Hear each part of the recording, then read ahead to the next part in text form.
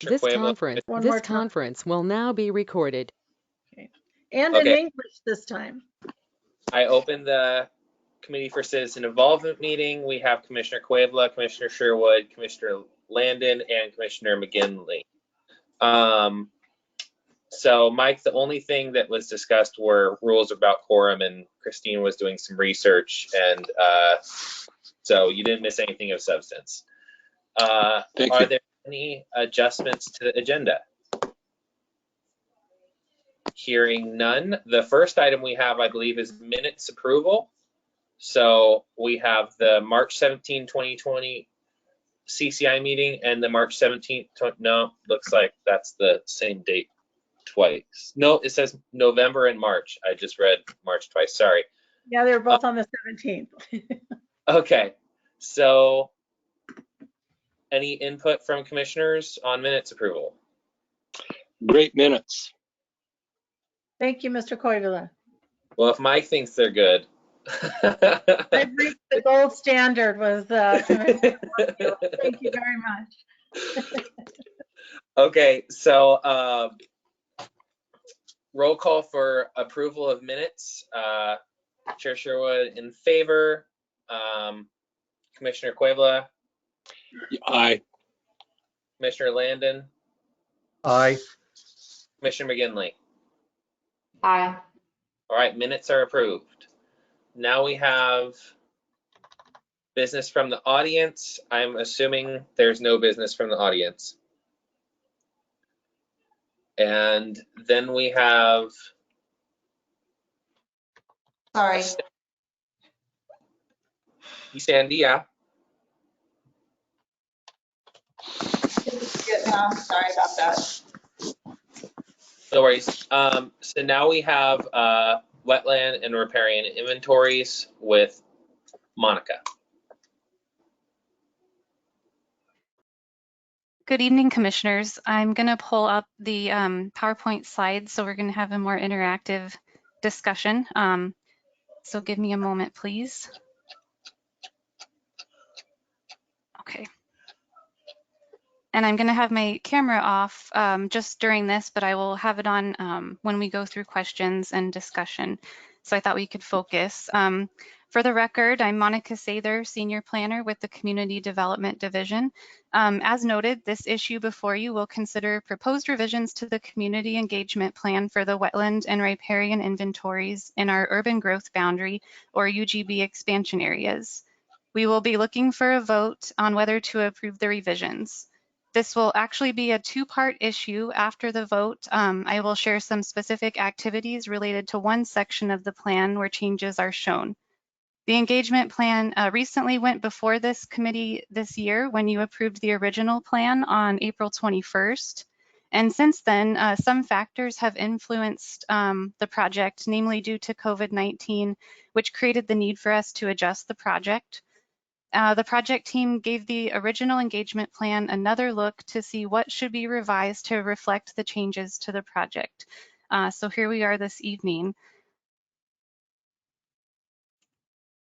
And my clicker isn't responding very well, so let me try another way here. There we go. So jumping right in, the main driver of the revisions was due to the budget cuts at the state that occurred over the summer, which affected the project, and it affected a lot of projects that received technical assistance grants throughout the state from the Oregon Department of Land Conservation and Development. So we're not the only one. Only a portion of the grant funds was removed from Springfield's award, so we will still have some support from the state. The cuts to our project had the effect of removing tasks 4 and 5 from the list of accomplishments required to fulfill the terms of the grant agreement. Task 4 included the staff report, and task 5 would have resulted in the adopted ordinances that update the inventories and amend the Springfield Natural Resources Study.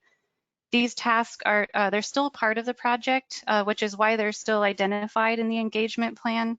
And the engagement strategies for them remain really unaffected by the revisions before you this evening. So it's just the timeline change. Here's a big picture look at where we were at before showing specific tasks that changed on the timeline. These stages really build on each other in sequence. So while we're in the early stages of all that will need to be done to complete the project, we're in a moment that involves the most detailed review of the results based on data collected in the field, and it involves the most subtasks. The information that will come from this step will serve as an important basis for the end products like the staff report. So looking at the specific tasks that changed and are shown in your packets, I'm hovering over where we're at now, and we're about ready to share the draft with the public.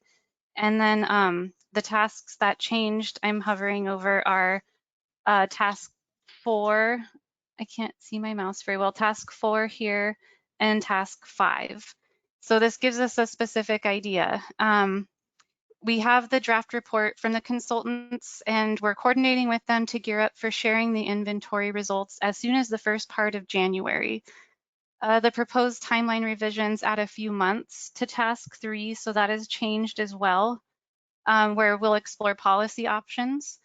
And it moves tasks 4 and 5, which I pointed to earlier, a bit later, about a season later. So it bumped back a quarter. And we're also making clear that these are estimated timeframes for the tasks shown in the engagement plan. And with adoption not being tied to the terms of the grant agreement, we can ensure discussions will progress as needed at critical decision points, such as the preferred policy approaches. And we can be even more confident that adequate attention will be given to the adoption process. The next type of proposed amendment to the engagement plan drills down to the point we're at in the project now. So in April, we were uncertain about where we would be this winter when we adopted the original engagement plan. The original plan identified a contingency item actually to address ways for stakeholders to engage that were not in person, just in case we couldn't hold an open house or similar event. So we didn't technically need to amend the plan given the approach to insert a contingency ahead of time. But since we already identified other needed changes, it made sense to modify this task to be clear that we are indeed proceeding with other tools, which will primarily be online and will be supplemented with other ways to connect with the project team. I'm excited to share more about this later.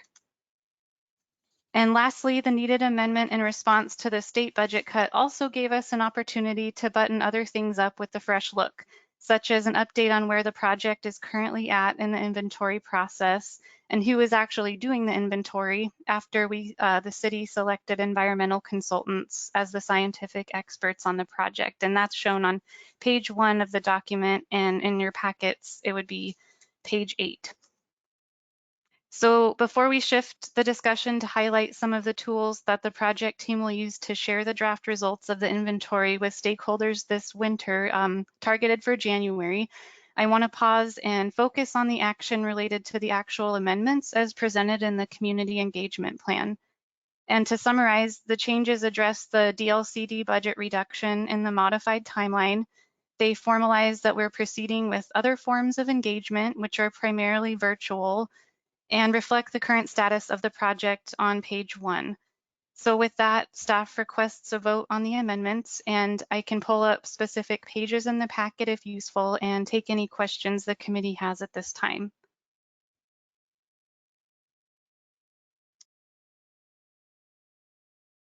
Do any committee members have questions or discussion? I have one question. Yeah. Was wondering how the outreach to stakeholders, including environmental groups, is going. Has there been much input back and forth between groups like Audubon and the Sierra Club Many Rivers group? That's a great question. The two that you just mentioned have not responded. We did do targeted email outreach and had the news release and an e-update go out. I haven't had a chance to check our subscribers as of today on the email e-update list, but who we have heard from so far, Mackenzie River Trust has been really responsive and great to talk to, and then a couple of our watershed councils as well. Great. Thank you. Yeah. This is Commissioner McGinley. I just wanted to say great job. I know that this year has presented a lot of obstacles, both with funding and with ways that we can do public engagement in an effective way. And I just commend you all for adjusting so quickly and still keeping the project on track. Thank you. And while I will say City of Eugene has been a great example. We're hearing from Willamette what they're able to do as partners. So I think what you'll see later on really is parallel to what Eugene's really great example was. So I appreciate that feedback.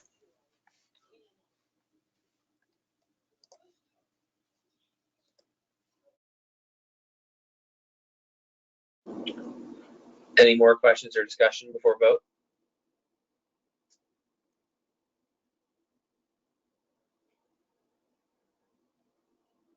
Okay, so does somebody want to make a motion?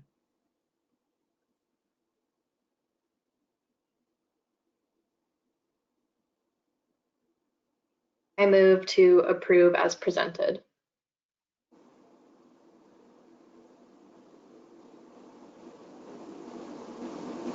I second that motion. Motion to approve as presented by Commissioner McGinley, second by Commissioner Sherwood. So by roll call, Commissioner Sherwood, aye. Commissioner Cuevla?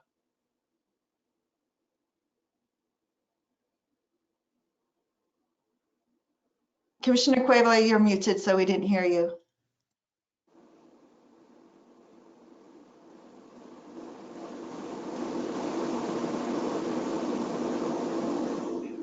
Aye. Commissioner Landon? Aye. Commissioner McGinley? Aye. All right, that's 4 in favor, none opposed to approve as presented. Thank you, Monica. Really appreciate the work. And now, Monica, are you gonna go on to part 2? Yes. Thank And you. thank you for the feedback. So this is the more engaging part of it. Still brief, but I'm excited about it. Okay, moving to the next slide. There's a little bit of a lag here. Okay, so taking us back to the other formats I mentioned for sharing the draft results of the inventory with interested parties and stakeholders and more in task 2, we're looking to do this next round of engagement in January to allow for review and comment for 3 weeks. So we're still dialing in a date, but leaving that window open for almost a month in this environment is important to us. We had a virtual meeting with property owners in the study area this spring before the consultants began their work. And the focus of this round coming up is to make sure we submit a draft report to another state agency, Department of State Lands, for its review. And we want to make sure that the report correctly represents the firsthand knowledge of property owners in the study area, also knowledge of stakeholders, anyone else who is interested, and that includes agency partners and knowledge of the city to support the report's findings. To get stakeholders' review and responses in a setting that does not allow for face-to-face interaction and immediate feedback allowed us to get creative on how to let people know the results are ready. And it also allowed us to get creative on how their ability to let us know what they think could be done, just wanting to make sure it's convenient and really wanting to get good responses, or as best we can. So with that, the project webpage emerged as a clear option to provide a one-stop location for people. On that page, we will share a full PDF report to give everyone access to the actual version as prepared by the consultants. But that report is a lot to digest. It looks like about 450 pages from the draft I've seen. So even if you know what to look for, there's just a lot there. And to make the information clearer and easier to access for people, and to invite input in an engaging way, we're developing a couple tools. So the project team is creating a story map, and I'll touch on that more in a second. And we're also creating a survey because we thought about what someone might expect to see if they walked in a room for an in-person open house. For example, someone might expect to see information stations around the room with maps and a way to document their comments somehow. So the story map, it's like a map, but it kind of takes you through why someone is doing a project, and it's a presentation in a way. That takes the PDF pages of the map and the report, and it brings maps to life. There will also be content in there that explains more about how and why the results are shown the way they are. With Story Map, you can zoom into a wetland mapped in a specific study area, for example. Someone can interact with the map by clicking around the screen to explore what the results mean. And realizing many people will come to this with interest in how certain properties are affected, they can also search for specific places, like entering a specific address. So I'd like to give you a preview and show what that looks like in practice. We are still in draft form. We're getting our colors dialed in and some of the navigation, but we have a draft. So this is what the homepage would look like, and I won't scroll through it all, but someone could navigate by just going up and down all the way through. We thought, again, even though this filters down a lot of the report, it's still long. So we thought someone might be interested in only certain pieces of the story. For example, someone could go, okay, I just want the results. That's all I care about. And how is my property affected? So they could click onto this what did we find bar. I'm going to scroll a little bit more, but that bar you see stays right at the top. So I'm going to head there now, and it takes you right there. And images we're finding still are taking a little time to load, but now that would bring you into all of the UGB expansion areas if you just wanted to see all of them and what was affected. Someone might just say, I want to see what's going on in the Gateway study area, the North Gateway. So someone could click on this button and it would take you right to it, and that's what I will do. Or someone could actually just click on the blue areas or the areas highlighted in red if you're having trouble with blue, and zoom right into it. But I'm going to click on North Gateway, and it takes you right there. So kind of trying to get at what might be on an easel, for example, on a board in a room. And then you'll see some plots and different blobs. I can even zoom in if that's a little hard to see.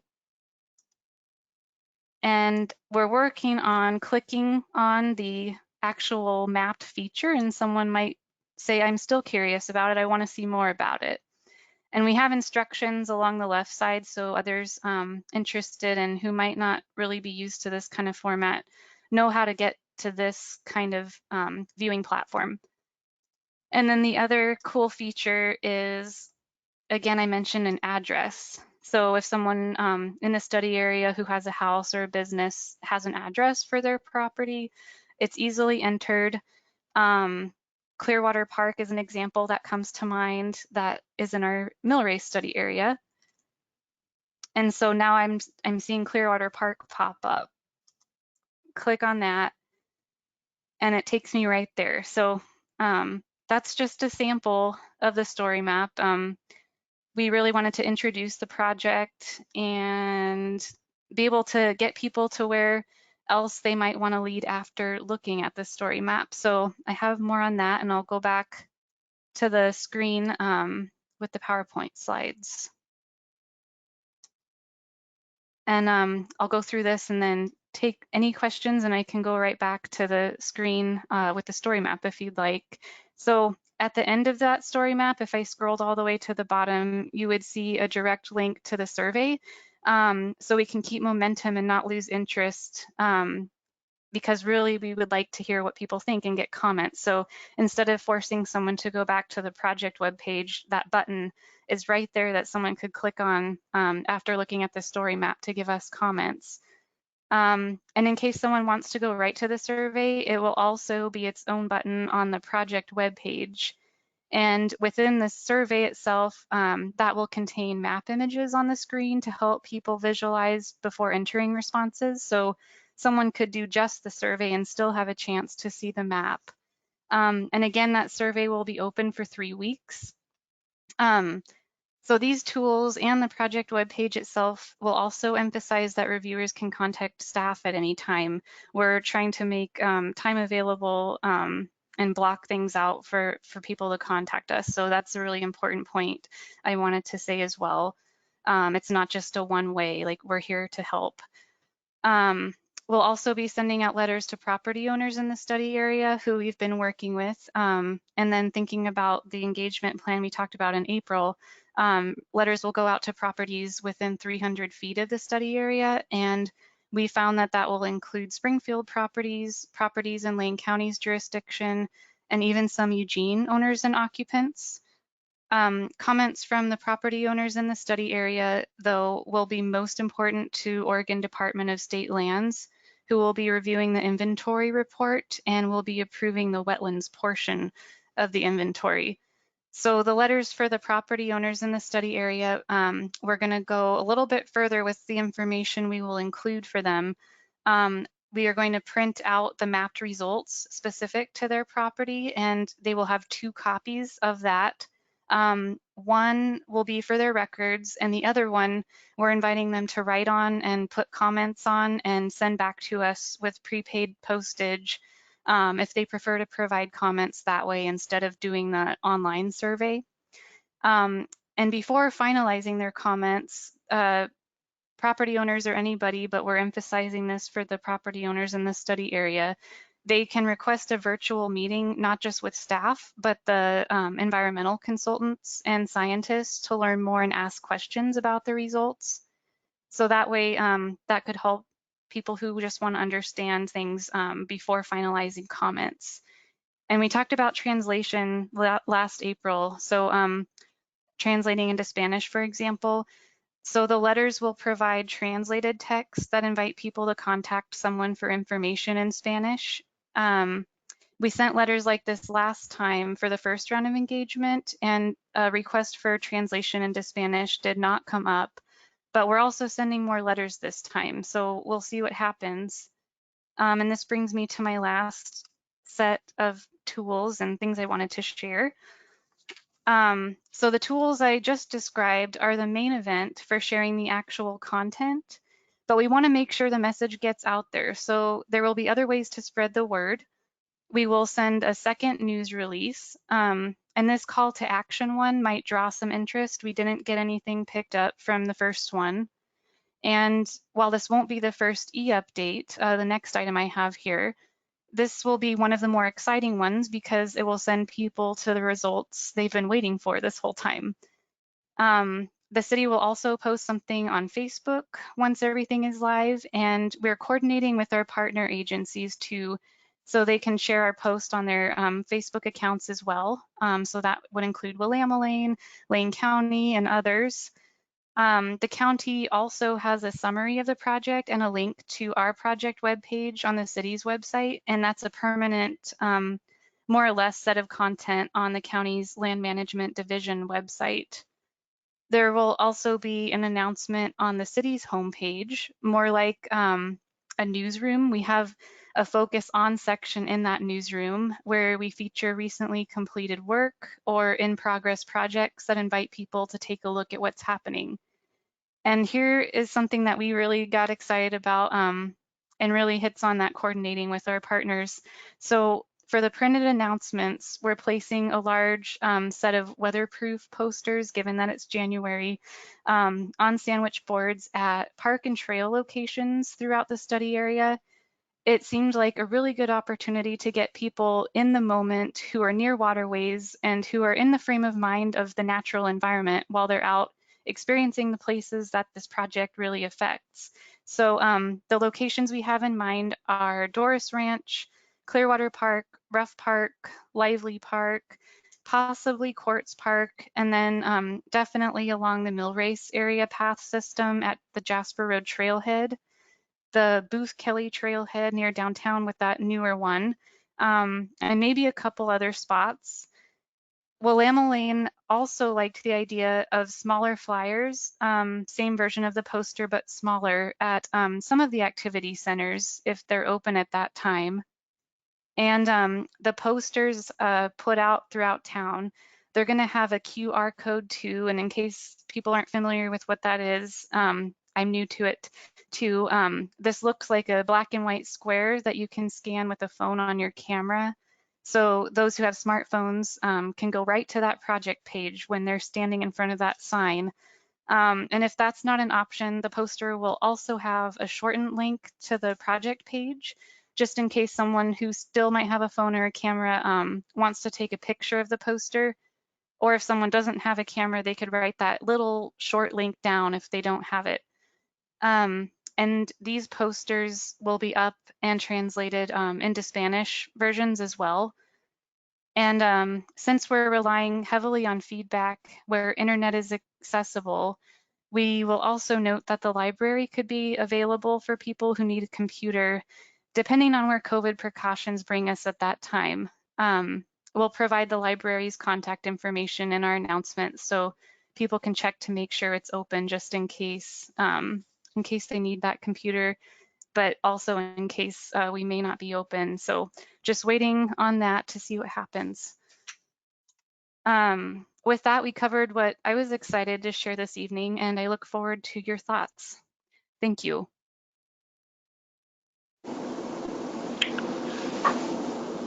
Do any committee members have questions or discussion on what Monica just presented? I'd like to say that I think that the positioning of the posters and flyers out in the areas that people will see them is just a great idea. I hope they don't get vandalized much, but it's a real good example of outstanding outreach. I really approve of that. I echo that. Every time I wrote something down to suggest, you mentioned it a second later, like for real, with like QR codes and having a printable survey for folks without internet and Facebook. I am just so impressed. You thought of everything, and I really hope that you share this effort, you know, on a larger stage, like OAPA or something, just to talk about what you did during this time. I really think it's above and beyond. The weatherproof posters on sandwich board on public land, I also love that. I also wanted to give kudos for the story map. I think it's a great idea because it looks like it's really intuitive, it's educational, but it also serves another purpose of being an introduction to GIS, a low barrier introduction to GIS for the general public. Often GIS can be really hard to work with, and I just think it's really fantastic to show off the data that the city has and ways that it can be used. Just really well done. Thank you, and thank you, Commissioner Cuevila. My mic was delayed. I appreciate it. I wanted to mention that I thought that web page popped. I think it was really the functionality looked great, and the ability to use multiple different buttons for the same thing I think is also really helpful, because when there's only one way to get somewhere or one way to do something, a lot of times it becomes bothersome to figure that out. The fact that there's the banner that will take you down to portions immediately, or you can go through it on your own pace, as well as just the clarity of the maps. And it seemed like it was relatively responsive too. I really liked the storyboard. Thank you, and I will be sure to pass that on to our amazing GIS team and the consultants. That's going to really help them push through getting this out. Any other comments from anyone before we move on?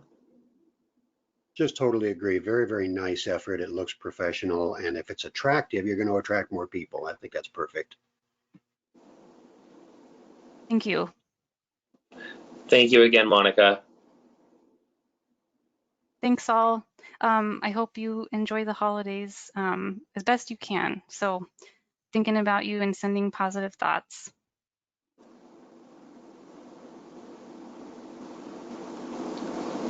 So now we have the next agenda item is Eugene Outreach from Commissioner McGinley.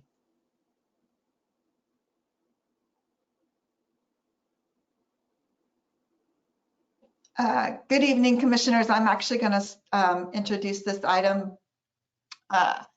So for your last meeting where we were focused on trying to use Springfield Oregon Speaks and understand how it could work, we had Monica present, as you remember, just about the wetlands. And I also asked Commissioner McGinley if she would like to share some of the outreach tools that she had been using in her capacity as City of Eugene staff. It seemed like it might be of interest to you, given that we're also doing a code update. And so the projects that she's been working on several projects, but most recently on the middle housing approach for the City of Eugene. And so she had agreed to do that. Unfortunately, she fell ill last month. So she wasn't able to do that. But I want to just preface this in terms of this is really focused on trying to share some of the citizen outreach. We're not really here to give input to Sophie in terms of the Eugene process or policy approach. You know, this is really just an information share. If you want to talk with her about her, you know, your thoughts about the Eugene process or questions about the policy, feel free to call her as she's in her role as City of Eugene staff during regular work hours. So I mean, she's kind of in this, you know, one foot as being a planning commissioner and one foot as a city staff person tonight. So we just want to make sure we're not putting her in an awkward position for that. So has somebody made you presenter, Sophie? Did you want to be presenting something? Yes, I have a PowerPoint. I'm not yet a presenter. Okay. I think I can, oh no, it just tells me to ask the organizer. So either Monica or Brenda, could you, yeah. Oh, Okay. it's allowing me to. Okay, wonderful. I'm going to do the screen monitor too. Just bear with me. I haven't really worked from with GoToMeeting. There we go. All right. Is that full screen for everybody? Yes. Looks good. Okay. Okay, and I'll turn off my camera while I'm talking. So thank you, Sandy, for having me just to share some stuff that's going on the other side of the river in my professional capacity. See if I can get my slides to advance. There we go. So for the presentation overview, I will talk about the purpose of this presentation, and then I'll really just be highlighting a couple of parts of the public involvement plan, which is our social media and web presence, and then our Healthy Democracy panel. The purpose tonight is to test out Springfield, well, it was to test out Springfield Oregon Speaks about a month ago. I haven't updated this presentation since then. Again, thank you, Sandy, and I wanted to share information. I wear two hats, and I wanted to clarify that this presentation is purely an information share. It's not an official City of Eugene presentation. It's pretty informal, and I'm not speaking on behalf of the City of Eugene or on behalf of the City of Springfield Planning Commission. And as Sandy mentioned, I'm not here tonight to discuss policies or requirements of House Bill 2001. Just wanted to talk about some outreach methods on the other side of the river, but happy to talk about just logistics and how things are being done as far as outreach.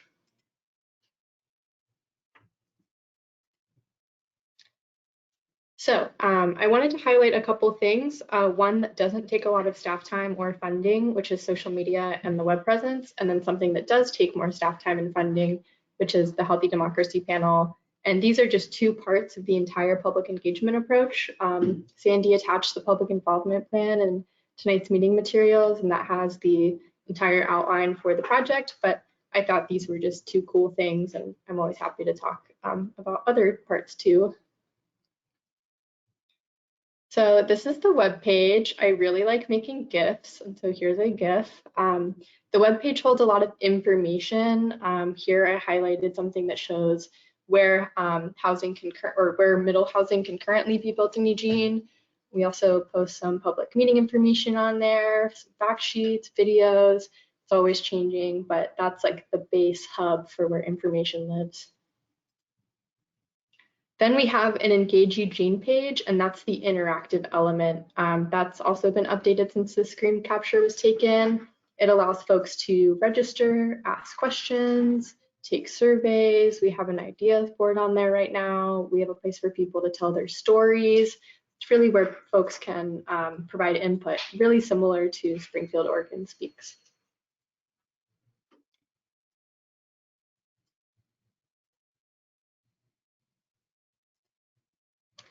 Then we have a Facebook page. Part of the effort this summer with COVID and just moving mostly digital was trying to really have a comprehensive virtual approach. And so we rebranded our Facebook page. It used to be called Envision Eugene, but that was pretty project specific. So we changed it to Huge Planning.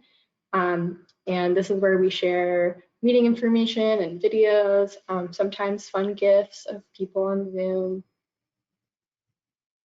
I also created an Instagram, so this didn't exist before this year. On here, there's some templates for meeting announcements. There's some interactive stories. I do Trivia Tuesdays. And I really hope that it's informative, educational, and fun while capturing a new audience. I started a few months ago, and we've gotten almost 100 new followers every month. So that's been really fun to see that grow. I also tried an Instagram takeover, and so I used the Instagram Stories feature, which is more temporary features, to partner with a national organization to share work being done and explain the work at a high level in a fun way. So then I'll move on to Healthy Democracy. So we were introduced to Healthy Democracy. They're a Portland-based nonprofit that's nonpartisan, that designs and facilitates deliberative democracy processes. The premise of their involvement with planning was that they could create a randomly selected panel representative of Eugene demographics to provide input on planning projects. They presented to the Eugene Planning Commission in a work session last December, and then we received a technical assistance grant from the Department of Land Conservation and Development, and were able to partner with Healthy Democracy for part of the House Bill 2001 outreach. So all of this kind of came together in less than a year. So we set off once we had the funding. We sent out 7,500 mailings to randomly selected households across Eugene that invited folks to put their name in the Healthy Democracy Lottery. Then over Facebook Live, Healthy Democracy selected folks using a lottery algorithm. The demographics that we were using are based on school age data in Eugene, and there's equal representation on the panel from all boards, and then there's representation from gender, age, identity, educational attainment, and experience of disability. The panel met 9 times this fall and will meet again in early 2021, 5 more times. The first phase of meetings had visiting subject matter experts, and all the meetings are live streamed and available on YouTube. They're supposed to be pretty much independent from the city. Healthy Democracy runs everything. City staff just monitors the process. But the input that we got at the end was all completely made by the Healthy Democracy panelists themselves. And lastly, the panelists are provided a stipend for their time that comes out to about $16 per hour. And this is a screen share of the review panel selection event. And here's the invitation that went out. As I mentioned, the idea was to create a panel that essentially was a microcosm of Eugene, to hear from folks all around Eugene. Since we know that there are just some folks missing from our usual public engagement processes. More information, definitely more in-depth information, can be found on the Healthy Democracy Eugene webpage. It includes a document that shows the demographics of the panel, the invitation letter shown here, the agendas for all the meetings, the information and the presentations from the visiting experts, the contract with the city, and much more. Here's a screen grab of the Facebook Live selection event.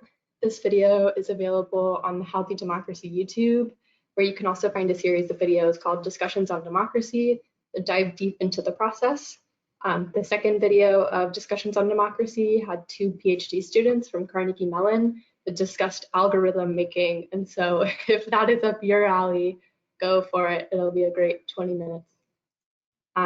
And then I can send all of these links to Sandy if anyone's interested, but mostly just wanted to hear your questions and have a very informal chat and share some stuff that we're doing over in Eugene. And I'll highlight that there's a couple external things here, which are the Healthy Democracy Eugene webpage and the Healthy Democracy YouTube, but everything else is hosted by City of Eugene. And I'm going to try to get out of here. Maybe, okay, I figured it out. So Commissioner McGinley, thank you so much.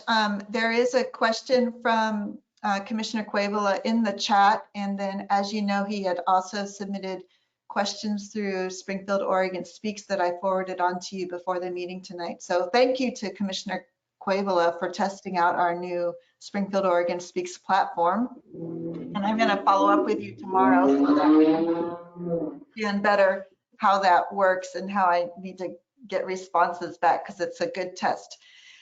So with that little bit of introduction, Sophie, you want to take on the question he's got in the chat, and then I think there was another one in his email that I had forwarded that maybe you covered about the healthy democracy, but we can see if he has any, if that answered his question or if there's anything further. Yes, thank you. And thank you for your questions ahead of time, Commissioner Cuevila. I think I addressed what the question was, which was really what the panel is. And then I'm checking to make sure that I know the answer before I say it.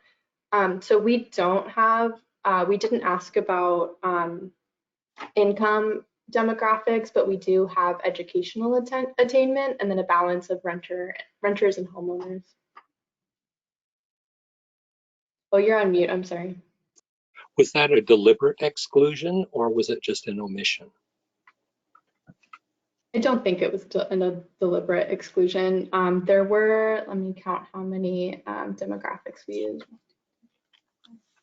Seven different demographic pieces of data. And that's certainly something to consider in processes. For example, some processes that Healthy Democracy has been involved with has representation of political affiliations, but since this was a city project, we didn't do that. So it kind of varies for the projects that are done, and Healthy Democracy is always happy to talk about more stuff like that too.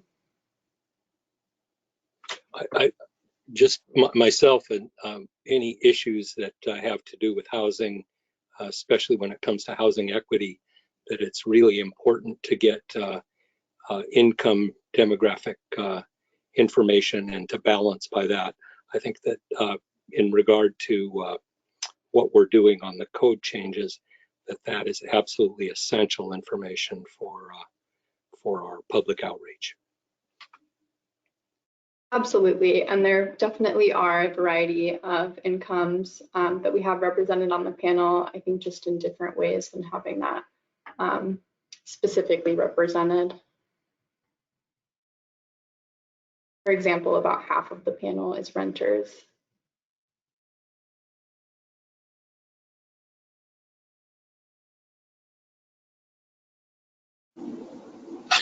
Thank you for sharing, Sophie. I think it's a really interesting concept and not something I had ever thought about, the healthy democracy concept. It's interesting that it's separated from the city and it's just run by Healthy Democracy. So these people, they just meet on Healthy Democracy's platform and the information is just accessible to the city, or does the city send staff to be involved, like our staff is involved in our meetings? How does the city interact with the platform and the meetings and the members? Yeah, that's a good question. And so Healthy Democracy usually designs citizen juries. And so we renamed it and kind of restructured the process since they hadn't worked with a city on a specific planning issue before. And so their existing structure is very legal. They have juries, experts, ex parte contact. They talk a lot about bias. And so the idea was to have no staff bias in this process. So everything is as transparent as possible. They have these big open meetings and staff is able to see those. And we're there for technical support and things like that. But then and that's the portion that's live streamed as well. And then there's some smaller breakout rooms, which are these smaller group meetings, and staff isn't watching any of those, and those also aren't live streamed. And so we really know as much as the public does. So the final work product for this first phase of their meetings was to develop a list of guiding values and principles. And we didn't see those until the public did when they were available. So it's definitely different than a process. And it's in addition to a bunch of other public outreach. And it's just very interesting. I think since it's the first time, we'll be learning a lot of lessons for how we could use it in the future and things that could be improved, and just a big learning experience. But it's been really fantastic to have different representation in the room. And just yesterday, Eugene staff met with the Eugene Planning Commission and had a couple of the panelists themselves share their insights from participation. And that's on YouTube if anybody's interested in watching. It was fascinating. Thank you. Another question I have is, do you think that this serves as a substitute to other forms of outreach, or do you think that this serves as a supplement? So when you guys are, for instance, the city of Springfield, when we do major projects, we have, the planning commission and the council are going to be involved at some level, but we also make committees. Then we try to get specific people on those committees, like, business owners or people who have experience in, architecture, like for instance, our committees that we have for the code update. So this is on top of doing all that as another avenue, as opposed to instead of doing things like that. Am I right on that? Absolutely. This is a supplement in addition to outreach, in addition to our tried and true toolkit and stuff that we're doing. So I can list that out a little bit. And I think another important distinction is that the Healthy Democracy is advisory to staff. And so just like any other process, the Planning Commission is going to make the recommendation and then City Council will make the final decision. So we have a bunch of groups that are advisory to staff. There is the Boards and Commissions Roundtable, the Local Partners Roundtable, the Equity Roundtable. We worked with a group of students to do under 25 outreach. And then we have the Healthy Democracy panel. And then in this next phase, we have the general public outreach, and then we're going to be meeting with all of those panels again. So there's definitely, that supplement. There's no like redesigning the public involvement process or replacing anything. That's really cool. Thank you. Sorry, I don't want to bog you down with too many questions, but I am curious about the stipend bit. So I know that you mentioned that the company that does this is used to working with juries, and I know that juries get sort of stipend. So is that sort of the root of where that comes from? Because I know on a lot of other sorts of committees and subcommittees, you don't usually get something like that. Right, yeah. So the idea was to limit the barriers to being involved in public processes. And so we all realize that we're planning commission, that we volunteer our time to be here on commission, and that not everybody has the ability to do that. So we wanted to incentivize folks to participate in the process and just reduce barriers. So we provided stipends, and part of that came out of the DLCD funding. Part of it came from Eugene, and then part of it came from Healthy Democracy themselves. And then we are also compensating the participants of the Equity Roundtable, just to elevate those voices and really try to reduce barriers to bringing them to the table. Another thing that Healthy Democracy provided was, because it's the time of COVID and we're not having in-person meetings, they provided some iPads or some tablets and some hotspots for folks who didn't have access to technology, and then lots of staff support to get some of that set up. So that was really amazing to get folks involved that didn't have access to internet and computer. Thanks for that answer too. My final question is about materials. So when we come to meetings, we have big packets, and the packets have plenty of staff opinion in them. And I know that you expressed that one of the goals with this is to not have staff influencing the decisions that they're making too heavily. So, and get that independence. So how do you present them with the materials and the foundational knowledge and the questions, and make sure that those aren't leading questions, and make sure that those materials are as objective as possible? Because I value that we have some subjectivity in our materials because staff brings so much expertise. But I also know that in this instance, you guys are trying to do something different. So how do you accomplish that while still having them be informed and answering the questions?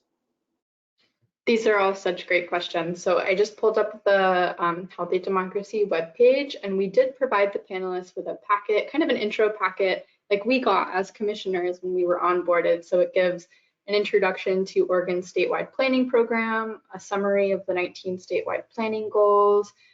We included the 4 fact sheets that we developed with consultants, and then a community vision map, a context study area map, and then a planning 101 presentation. Other than that, the information that the panel received was from these visiting experts, or presenters, that's what they were called. And so there was a steering committee to this process that was comprised of staff, 2 planning commissioners, a city councilor, and then some stakeholders. And we developed a menu of experts, basically, that the panel could choose from, and they summoned their own experts. And so experts would come and give these 10-minute presentations on certain topic areas. So just looking through that, we had a staff member from DLCD come in, Representative Julie Fahey visited, somebody from branch engineering visited to talk about the basics of planning, somebody from the University of Oregon, somebody from Sightline Institute, AARP, the River Road Santa Clara Neighborhood Plan Community Advisory Committee, economics consulting groups, Square One Villages, United Way. That's not even all of them, I just won't bore you. So they got to summon their own experts and kind of choose which information they brought in. And then panelists also had the ability to submit independent research. And so if they were super interested in something and decided to go down a Google path, they could submit research that could be distributed to the entire committee. And so the idea was that everybody had access to the exact same information. And then for any information that they were bringing in, it was decided to bring it in by using a consensus-based decision-making process. So lots of expert presentations on top of the background information that we gave them. I think that's really cool, and I really appreciate you sharing this information, Sophie. I am going to have to go look and see what the product, is, and the result for the constituency, because I think that the potentials there are huge. So thank you again. Thank you, and I'll be sure to send Sandy some links that she can distribute to everybody just for exploring. And because this is just part of Eugene's process, but if anybody ever has any questions for Healthy Democracy, they're the experts of this process.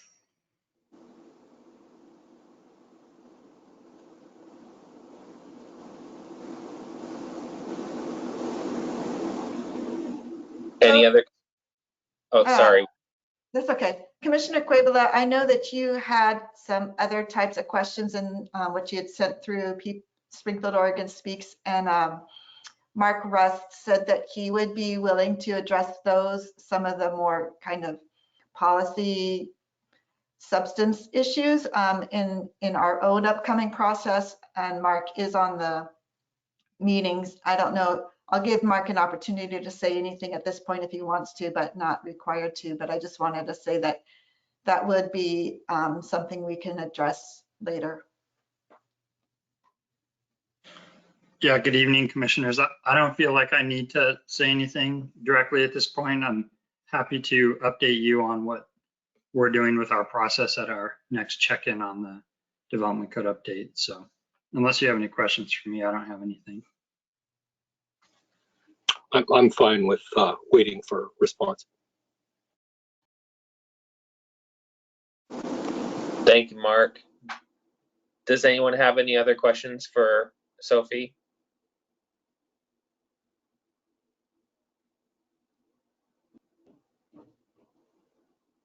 Thank you again, Sophie. Really appreciate the information. Yeah, thank you. So I believe that's the last of our agenda items. So now we have reports of city council meetings.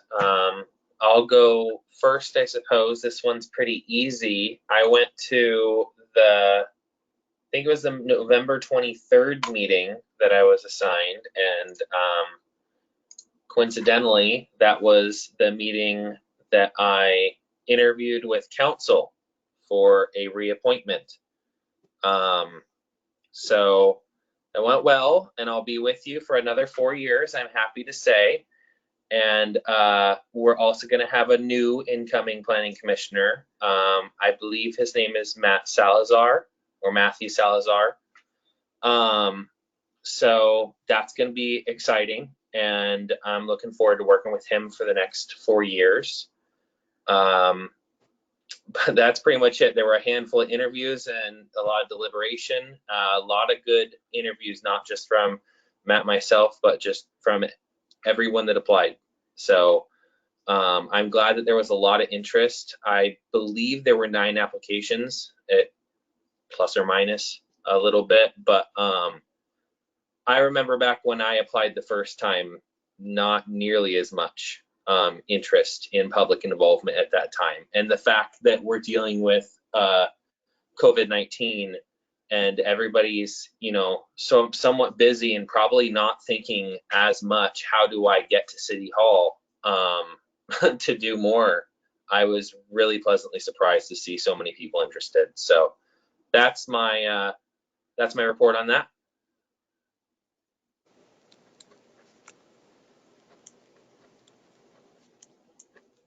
Do we have other reports of council meetings? I know that we're missing multiple commissioners, so I won't be surprised if we don't, and they can give them at later meetings. I attended last night's Springfield Economic Development Association meeting, and I'd like to hand it off to our esteemed colleague on the Springfield City Council, Councilor Storr, to explain what happened there. Thanks, Mike. I wasn't really expecting to report, but I'd be happy to. The council has approved the purchase of the memorial building at 799 A Street.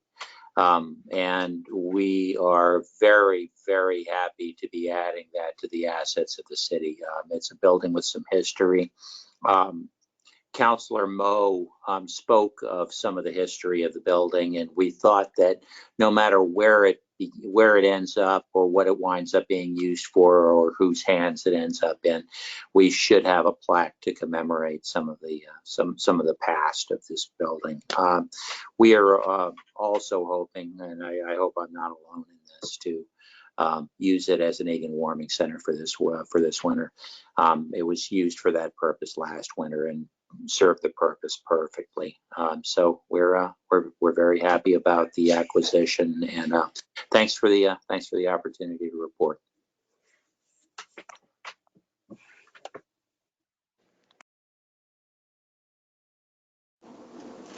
Thank you, Councilor, and thank you, Mike.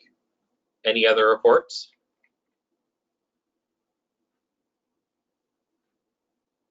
Hearing none, do we have business from members of the committee? Hearing none, do we have business from members of the Development and Public Works Department? Yes, we have 2 items to share with you tonight, and I'm going to ask our Assistant City Attorney, Christina Kras, to report to you on the status of one of your land use decisions that you made a year and a half ago, maybe, or it's been at least a year. A little over a year, I think, probably close to a year and a half at this point. So yeah, you'll recall in 2019 that city staff had approved tentative site plan, hillside development overlay permit, and tree felling permit for several tax lots in Glenwood for subs construction of a new substation and transmission line. Those were then appealed to the Planning Commission and hearings official jointly because the properties overlapped city limits. Those decisions that you made and that the hearings official made were then appealed to the Oregon Land Use Board of Appeals by Royal Blue Organics, who was the same party that appealed the staff decisions to you and the hearings official.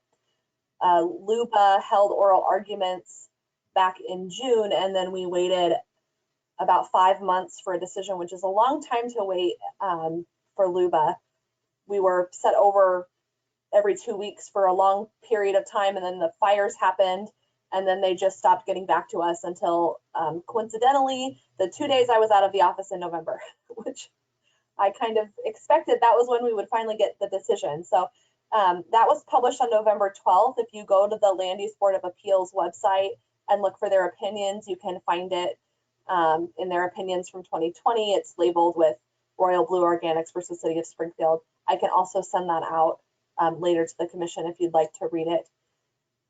Subsequently, both Sub and Royal Blue Organics appealed LUBA's decision to the Oregon Court of Appeals, and so it's not going to come back to you anytime soon, but I will still summarize for you what LUBA held because that may inform what the Court of Appeals can do.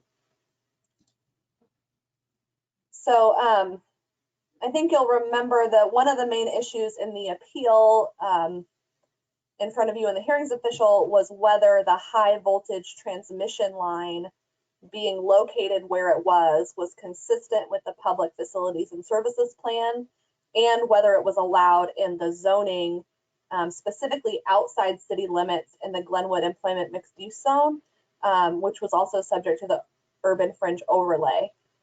Those were key issues, I think, for the city to prevail on, because if we don't win on those issues, it requires a lot of legislative work likely to fix that problem so that the substation and transmission line could be built the way Sub proposed. LUBA sided with the city and with you and the hearings official on those findings and held that the PFSP requires a general location to be shown only, and that the alignment that was shown by Sub was consistent with that general location. They also agreed with the hearings officials findings on the use, and Jim Donovan had subsequently issued a director's interpretation of the appropriate zoning that was appealed as part of this package that was appealed to Land Use Board of Appeals, and they upheld that staff decision entirely. There were a number of issues related to evidence and specific findings. You'll remember there was a lot of discussion around grading and the evidence around how much detail Sub provided in their grading plans and the slope stability and those types of claims. LUBA found deficiencies in some of those types of findings. And so that was remanded back to the hearings official and planning commission in your own jurisdictional areas separately. And so the process on remand, if or when that comes back, will be to hold other public hearings or reopen the record and allow Sub to submit more evidence.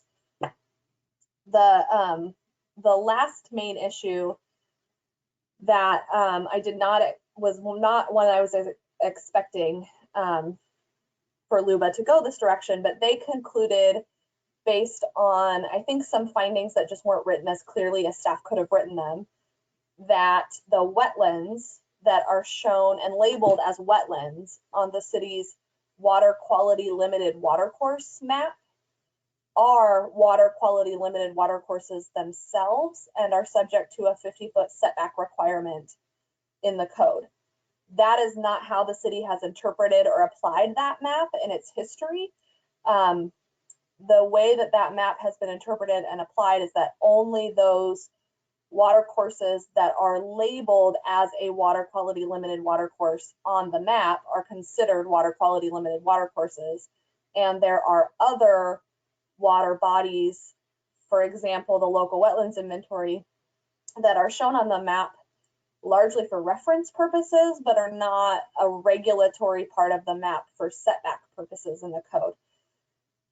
That wasn't articulated as clearly as it could have been in the findings. And so LUBA looked instead to some definitions in the code that are, broadly define a water course, and then concluded that because wetlands were on the map, that they're subject to a 50-foot setback. So as staff, as assistant city attorney and then subs legal counsel, we're looking at ways that we can correct that interpretation, because that could have potentially large implications for the city in the future. We have not treated not locally significant wetlands in Springfield as subject to large setback requirements, assuming that a developer gets all state and federal required permits. And so if this interpretation stood, it could have implications for your other decisions that could come in front of the Planning Commission or staff regarding not locally significant wetlands in other places. Marcola Meadows is one example, for instance. So we are looking at interpretation options there, that if sub files an application for formal interpretation, for example, that would come to you as the Planning Commission as the decision-making authority on that question. But in the meantime, otherwise, we're just waiting for the Court of Appeals to either uphold the decision, LUBA's decision entirely, or modify it. They could send it back to LUBA to change their opinion on some pieces of it. And then I would update you again if it's coming back to you, especially on remand. Any questions?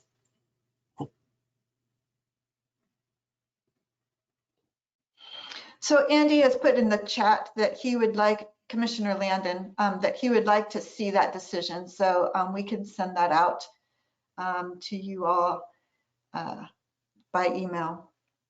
Yeah, I'm happy to do that tomorrow.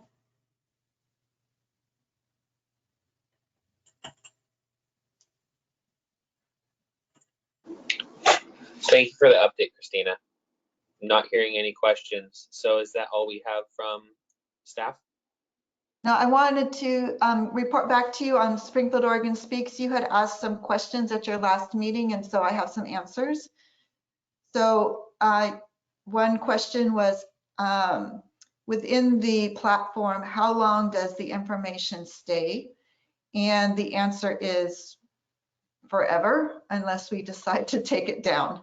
So each meeting goes into the archives there, and you can go back and look at those past meeting archives, and everything that we have put there will stay there as long as we want it to be there. Second question, Commissioner Sherwood, you had asked, is there a way that we can link a topic from one meeting to the next? We discussed that with the staff at People Speak, and we decided that for the longer term projects like the wetland and riparian inventory, for example, that it probably would work best to have the project webpage have the list of different meetings when that had come to the Planning Commission or the council or other committee groups. That's what we do now. We'll have links to those packets. And we'll start including links to the Springfield Oregon Speaks platform with that meeting date so people can know where to go. But to have them linked within the platform for something that might not come back for another 6 months is a little bit problematic for that. But within that item, we would have the link to the project webpage, and therefore you could find the information that way.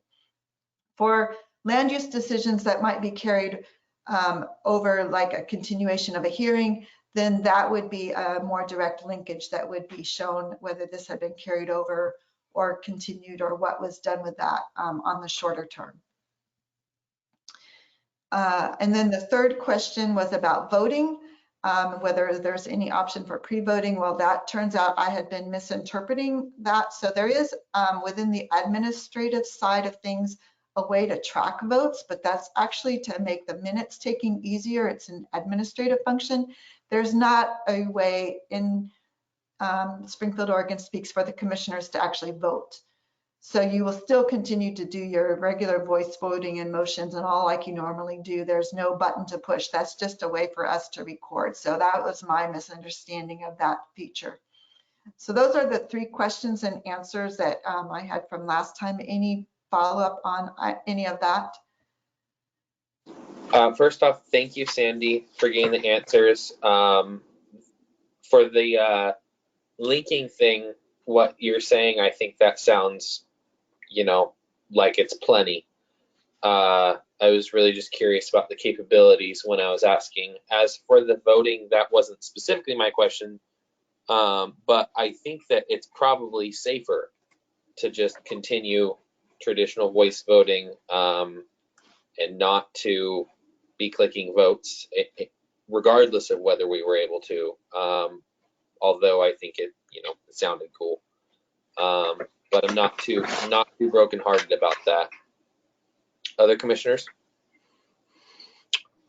I think that the regarding the showing links from one hearing to a next, I think that, you know, the web page idea I think is pretty good. But I also think since we have these text documents that we have that actually have links in them, that, you know, we could actually put, you know, just HTML links in there for, say, you know, thinking of projects that carried over and over and over, like, say, the Patrician Park one that, you know, one of the headers in the thing could be, you know, these were the 3 previous meetings. Mm-hmm. Yeah, that sounds like a good idea, and we can try to do that. One of the challenges that we have is that if you include links, that becomes part of the record. So as long as it's already in the record, that's fine. But when we start linking things, we just have to keep in mind that we have to capture that. Like if we're linking to a web page, that we capture that web page as it is at that point. But that is certainly a good navigation tool. Any other comments or discussion about Springfield, Oregon Speaks and how it's working or not? I mean, you know, we've been sort of testing it out for the past several months with the hope that it would mainly broaden out the options for people to comment. And of course, we haven't gotten a lot of comment or really even had a public hearing yet. But you will in January on the Marcola Meadows master plan. So we want to make sure that it's, you know, we've kind of got the kinks worked out, and I'm going to follow up with Commissioner Quavel a little bit to make sure I understand how that's working. So any concerns or questions at this point on that platform?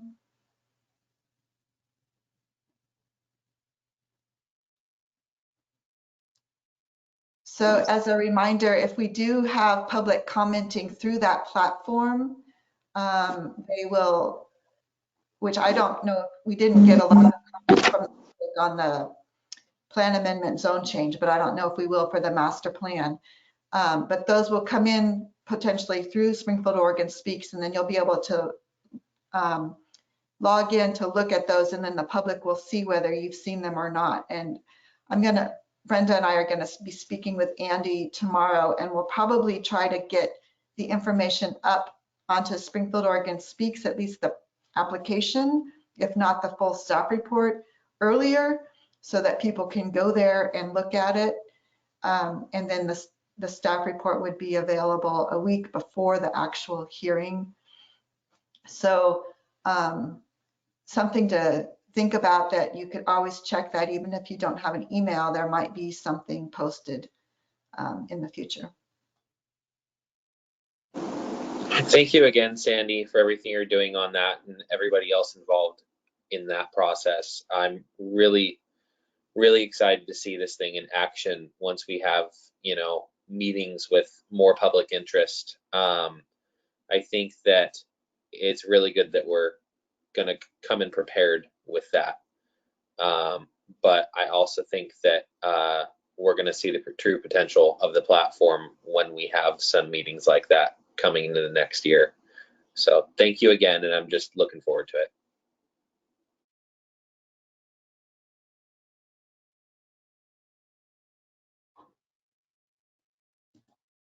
If no other commissioners have comments or questions about Springfield Oregon Speaks, I believe that we're done with the staff section, correct? Yes. Okay. Well, in that case, I believe that we're adjourned. So thank you, everyone, and I hope you have a wonderful next few weeks and holidays. Be safe and look forward to seeing you in the new year. Happy holidays, everyone. Yeah, Thanks, everyone. Happy New Year.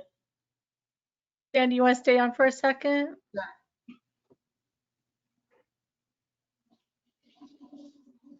You can stop recording.